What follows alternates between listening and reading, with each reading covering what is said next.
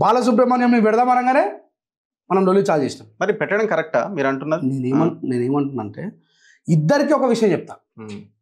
బాలసుబ్రహ్మణ్యం గారి విగ్రహము ఆయన ఒక కళాకారుడుగా గుర్తింపు తెచ్చుకున్నారు దేశవ్యాప్తంగా. మనోళ్ళు ఏమంటున్నారు, స్వరాష్ట్రమై తెలంగాణ స్వర్ణయుగం కావాలనే ఒక పదం ఉండడం వల్ల నేను పాడలేను అన్నాడు. అదే ఆయన వ్యక్తిగత అభిప్రాయం. ఇప్పుడు మన తెలంగాణలో తుమ్మల, తలసాని వీళ్ళంతా మన తెలంగాణ కోరుకున్నారా? తెలంగాణ కోరుకున్నారా? ఉమ్మడి తెలంగాణ కావాలన్నారు. కానీ ఆర్టికల్ 3 ఏం చెప్తుంది? వాళ్ళకి వద్దన్నప్పుడు వాళ్ళని వేరు చేయమని చెప్పినారు కాబట్టి మనకు తెలంగాణ అయింది. నేను ఇక్కడ ఒక విషయం చెప్పదలుచుకున్నా.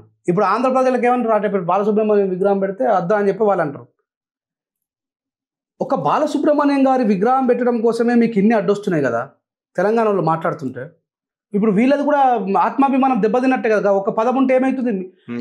యాజ్ ఎ ప్రొఫెషనలిస్ట్ మీరు వాడకపోతే మళ్ళీ అదే ఆంధ్ర రాష్ట్రానికి చెందిన రామకృష్ణ గారు వాడేది, అదే ఆంధ్ర రాష్ట్రానికి చెందినటువంటి కీరవాణి గారు మ్యూజిక్ చేసి. మళ్ళీ తెలంగాణలో రామకృష్ణ విగ్రహం వద్దంటలేరు కదా, పెట్టండి ఆయన విగ్రహం అంటున్నారు కదా. They should respect. అదే అంటున్నా కదా. మా రాష్ట్రానికి గౌరవం ఇచ్చి మా పాట పాడినందుకు రామకృష్ణ గారి విగ్రహం అంటారు.